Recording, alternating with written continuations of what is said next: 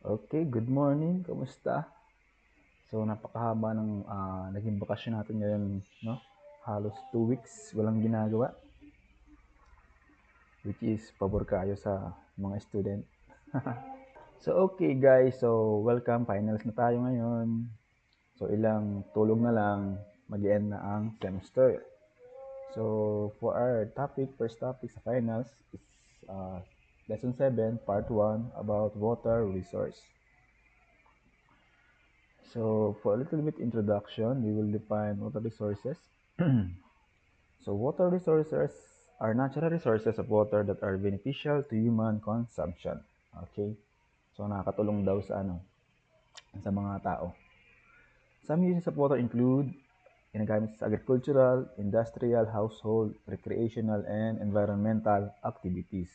So, yun yung mga common na pinagagamitan ng tubig. So, pag sinabing household, panligo, pangluto, yun na yun, panglinis. Okay? So, alam naman natin na water is very important sa human lives. Okay? And, ayon sa Google, 97% of water on the earth is salt water. So, mas marami ang salt water. And only 3% is fresh water. So, ganoon ka kukonti or limited ang fresh water natin. So, slightly over 2/3 of this frozen in glaciers and polar ice caps. So, the remaining unfrozen fresh water is found mainly as groundwater. So, nasa ilalim ng lupa with only a small fraction present above ground or in the air. So, ganun kalimited lang yung tubig, no? Then, napakarami ng population ng mundo, almost 3 billion pa. Then, sa 3% water. Yun yung paghahati-hatian natin. So, definitely, kung yaan yun, kung gagawa nyo ng projection with regards sa population, so by the near future, magkakaroon talaga ng limited or scarcity of fresh water. Because of those limited, dahil sa ganung problema, because of limited water resources, nagkakaroon ngayon ng water resource engineering. So, dyan tayo papasok as civil engineer. So, kailangan natin i-manage yung mga water resources natin sa Earth. Or else, mauubos yung tubig at mamamatay tayong lahat. Okay. So, water resource engineering deals with the physical problems associated with water resources and also with planning and management of these resources, which includes conceptualization and implementation of strategies for delivering water of sufficient quantity and quality to meet societal needs in a cost-effective manner. So usually, sa water resource, gumagawa tayo ng mga projects or mga plans para yung tubig is well distributed sa community at sa kanyang mga functions and uses na hindi magkakaroon ng limited or scarcity na dapat maayos na well manage ang tubig. So example, let's say sa dam. So ang dam, ang tubig na store sa dam, hindi lang siya pwede pang agricultural. So dapat nadidivide din siya sa mga household, sa community o sa pamayanan. O hindi rin naman pwede na puro na lang sa community, pamayanan, wala ang tubig para sa agricultural. Kundi hindi na siya balance. Yan yung pinaka main objective ng water resource engineering. So dapat well manage ang water distribution para hindi magkaroon ng scarcity. Okay, let's define fundamental of hydraulics. So when we say fundamental of hydraulics, it represents properties of fluids, hydrostatics, kinematics, and dynamics of liquids. So ang details nito will be discussed in your hydraulics or fluid mechanics na subject. I think meron bang ganyan. Then surface water hydrology presents the flow of water in the natural environment such as rainfall and subsequent infiltration, evaporation, flow in rills and streams, etc. So, dyan pinag-aaralan yung about sa mga rainfall, yung sa ulan, kinocompute yung mga surface runoff, kung gaano karami yung tubig sa catch basin, then yung infiltration, of course, evaporation, and the water cycle. Then, Groundwater engineering, concerned with hydraulics of wells, land subsidence due to excessive pumping, contaminant transport, site remediation, and landfills. Actually, pinagbabawal na to sa sa batas. Yung mag-drill kayo ng tubo para sa makuha na yung groundwater sa ilalim ng tubig. Pinapump para for human consumption. I think pinabawal na yun. Kasi naging cause siya ng pagkatuyo ng mga aquifers, and then naging cause din siya ng pagbagsak ng lupa sa ilalim. Kaya minsan nagkakaroon ng mga sinkhole, mga ganon. Then for coastal engineering, topics on interface between land and ocean and lakes. So it's about on the mechanics of ocean waves and their transformations in shallow water and resultant coastal circulation. So it's about coast and the oceans. Okay, that is a short introduction. So before going to further topics, we'll have some short of surprise number. So do you want surprise number? Okay. Sayaw mga choy, choy, choy, choy, choy, mga choy, choy, choy, choy, choy, choy, choy, choy, mga choy, choy, choy, choy, choy, choy, mga choy, choy, choy, choy, choy, choy,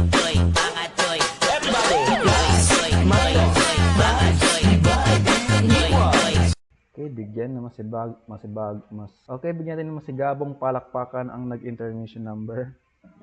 So, special number brought to you by Tecate con Karate corn beef. Okay, let's proceed to next topics about sources of fresh water. So, saan ba nanggagaling yung mga fresh water na ginagamit natin sa pang araw-araw nating pamumuhay? Unang-una, number 1 is surface water.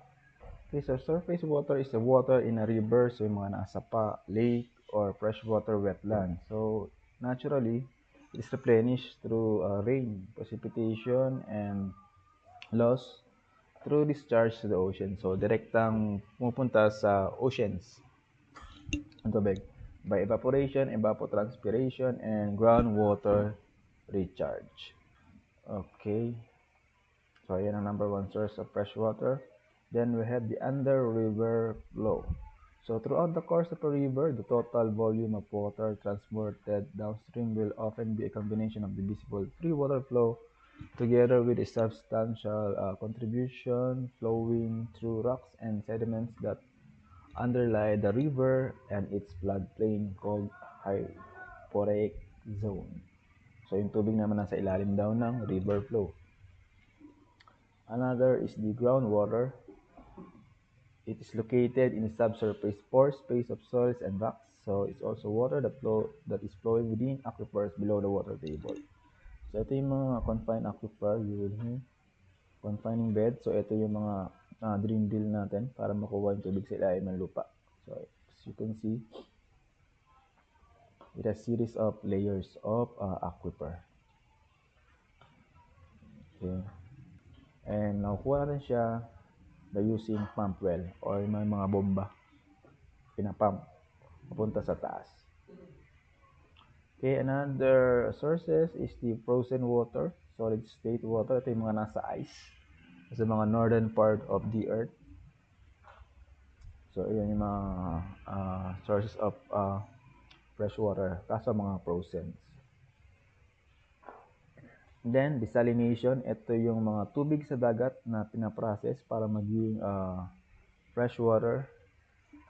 So, ito common naman ito sa Saudi Arabia yata. Yung tubig sa dagat, kino-convert nila into fresh water. So, very expensive itong desalination process. Usually sa Pilipinas, hindi natin ito masyadong ginagamit. Kasi marami tayong sources of fresh water. Wala tayong frozen water. Napakarami nating surface water. So, dapat hindi natin naging problema ang tubig. But unfortunately, sa Mati, parang limited yata yung tubig niya. Wala masyadong surface water. I think tuyo na yung mga river. wala tayong malaking dams o malapit na dams sa Mati. Kaya ang tubig, freshwater tubig is limited. Okay, let's go to basics of hydraulics. So, ano-ano ba yung mga basics of hydraulics? So, bigyan lang kayo ng kaunting kaalaman about hydraulics. So, fluid density, defined as symbol is rho,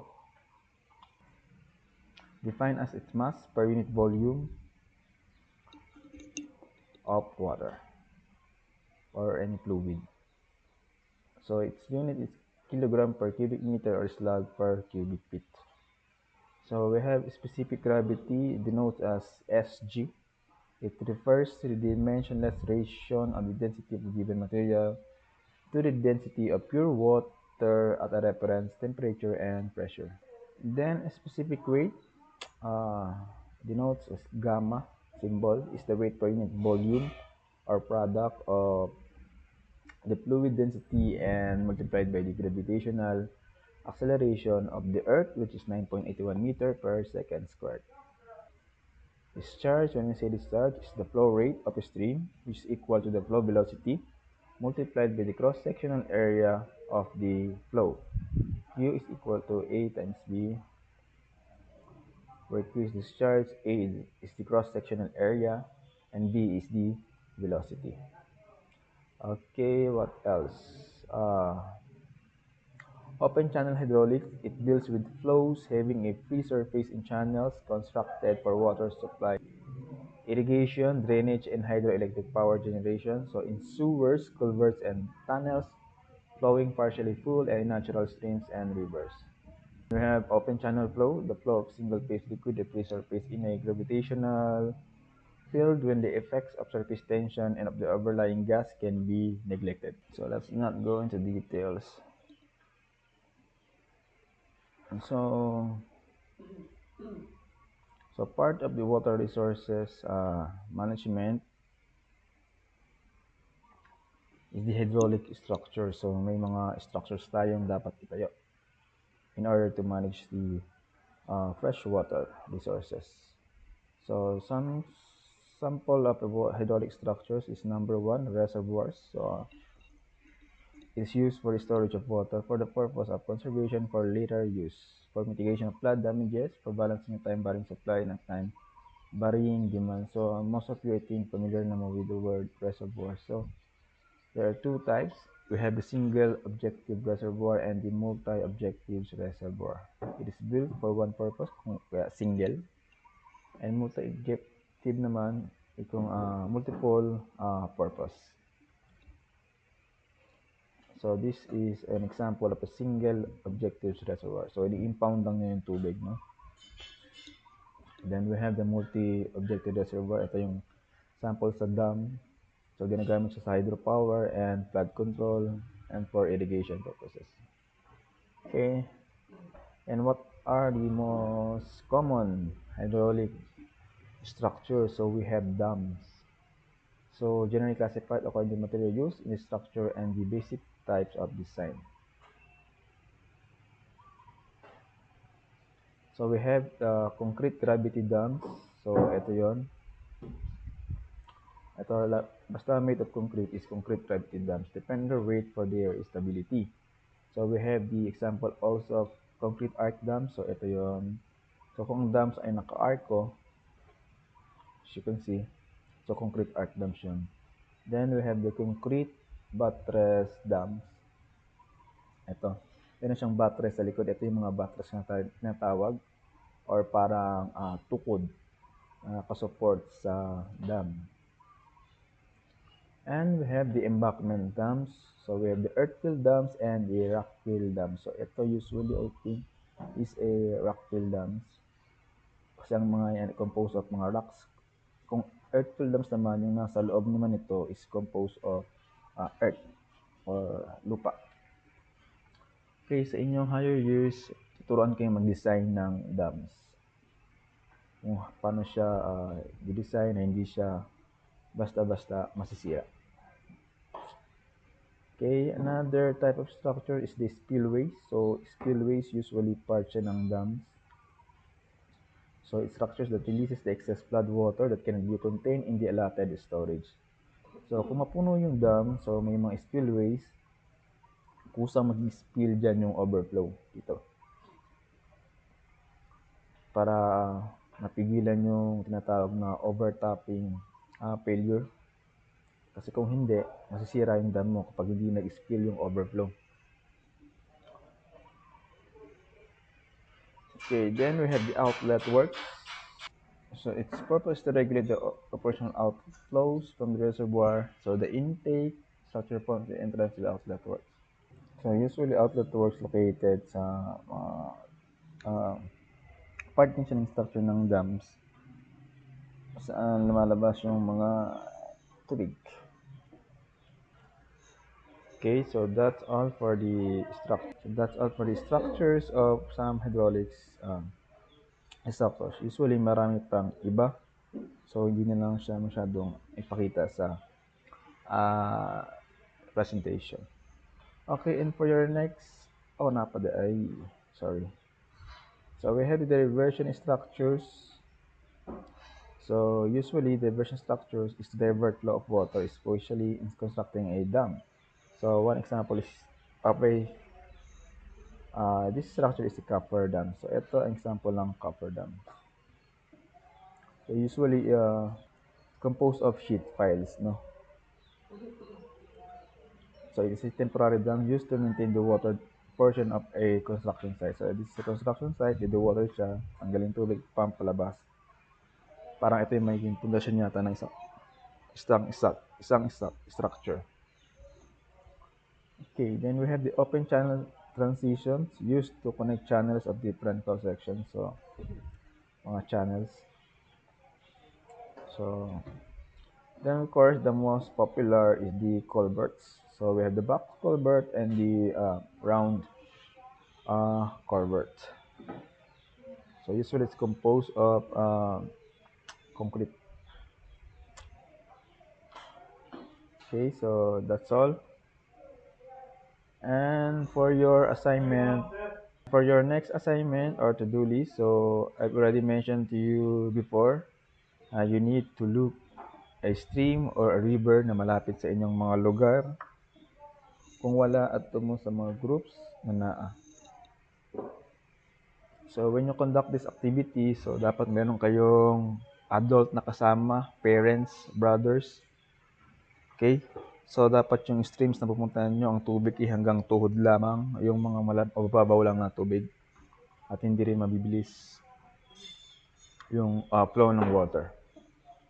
Okay, what you will need is the meter stick or any stick, steel tape, or any measuring tape. Then we have floating objects, styrofoam or plastic bottles. So basta mag-float sa tubig. Kahit mas maganda, mas maliit lang, yung parang bangka-bangka. Then stream river, syempre, wherein water level should be very low, mababaw lang. Then of course a timer. Okay, shallow. Alright, for measurement, so you will need to measure the river flow or tinatawag na discharge. So about the activities about discharge measurement. So for number 1, then so second, you will measure total length of 10 meters straight line at the edge of the river or stream. So example, this is the river. So example, ito yung river or stream na nakita nyo. Then mag-measure kayo from this point. So let's say point A to point B, 10 meters. So sa gilid lang kayo ng riverbank sa side. Then point A to point B should be 10 meters. Okay. So next is measure its width. So from bank to bank, then divide it by 10 or in any equal parts. So every part, measure its depth from top of water to bottom. So do this for every 2 meters length and compute its average. Okay, so i-measure na to ang iyang width. So from point A, let's say point A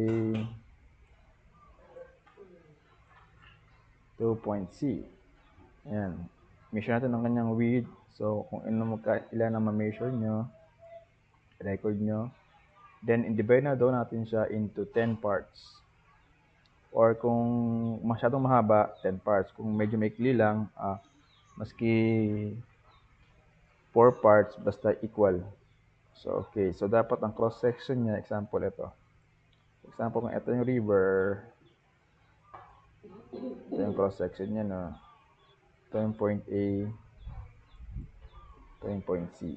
So, divide natin siya into, let's say, 6 lang. 4 parts. Then, measure na to its depth. So, its depth, gamit ang meter stick. So, 0.1, ito 0.0. Okay, 0. 2, 3, 4, 5, and 6. Kung 7, 8, 10, ganun. So, i-measure na siya its depth. So, gamit ang meter stick. So, centimeter ang kunin yung unit of measurement. So, then, i-record nyo ulit. So, gawin nyo siya in every 2 meters. So, next section, so, this point naman. Then, another. So, every 2 meters. So, 2, 4, 6, 8, and 10.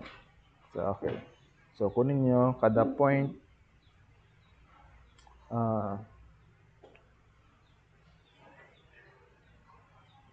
So, D to D prime. So, C prime na lang to. Then, point E, F, G, H to H prime. So, G prime, F prime. So, ilang cross-section? 1, 2, 3, 4, 5, 6. So, 6 cross-section ang gagawin nyo. Cross-section. Okay. Then, kunin nyo yung average. So, itotal nyo lahat ng cross-section. Then, divided by 1, 6. Okay. Kung magawa nyo na yun, palutangin nyo yung floating object from starting point to the end point. So, record the time it reaches to the end point. Have at least 5 trials. Okay, so kung papunta doon ng tubig, ganun yung agos. So, dito kayo mag-start. Pero kung papunta dito, from here naman papunta doon, so dito kayo mag-start, syempre. So, lagay nyo dito yung floating object. So, gamit ang timer. So, i-record nyo ang time na ma-reach niya yung point B. So, ilang seconds or minutes. So, gamitin nyo ang seconds. Ma-reach niya ang point B. So, gawin nyo siya into 5 trials. Okay. Then, record your data. Then, once na makompute ninyo, makuha nyo yung mga data, compute the cross-sectional area of the river using the formula of a trapezoid or rectangle. So, this is, we have this section, by number pala yung sectioning natin. So, from 0 to 0, 2 to 2, 4 to 4, 6 to 6, 8 to 8, 10 to 10. So, ganito pala. So, record nyo yung mga depth, kung gano'ng karaming parts yung nakuha nyo. Record nyo kung 6 parts, so hanggang dito lang kayo. Kung hanggang 8 parts, so dito lang kayo. Okay?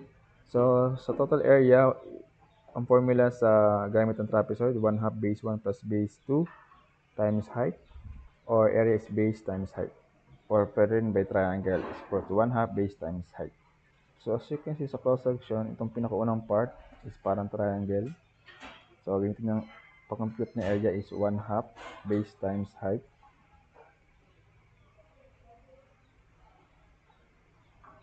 Then, the second part, this is a trapezoid. So, area, 1/2 base 1. Ito yung base 1. Then, base 2.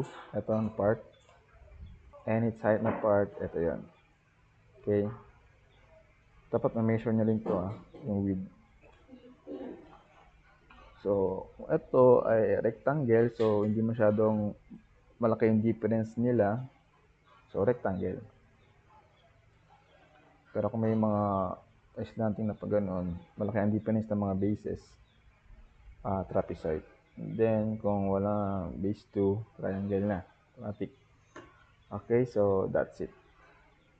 Then, gamitin nyo itong format na to para sa record nyo ng mga data. Then, of course, compute nyo yung total area. Okay, and the average cross-sectional area, divide nyo kung ilan to, 2, 4, 6. Okay, para makuha na nyo yung average cross-sectional area. After which, yung dito nyo sa speed of the floating object. So, trial 1, yung distance is 10 meters. So, 4 to 10 meters tong distance. So, time finish, kung ilang seconds natapos from point A to point B. Then, compute nyo ang speed. Distance divided by the time. So, yun na yung speed niya. Then, the average speed, kunin nyo yung average speed. Itotal itong 5, then divided by 5. So, para makuha nyo yung average speed. Then, compute the discharge of the flow. A times B. So, ayun. Average speed times the average cross-sectional area. So, it will give you the discharge of the river flow.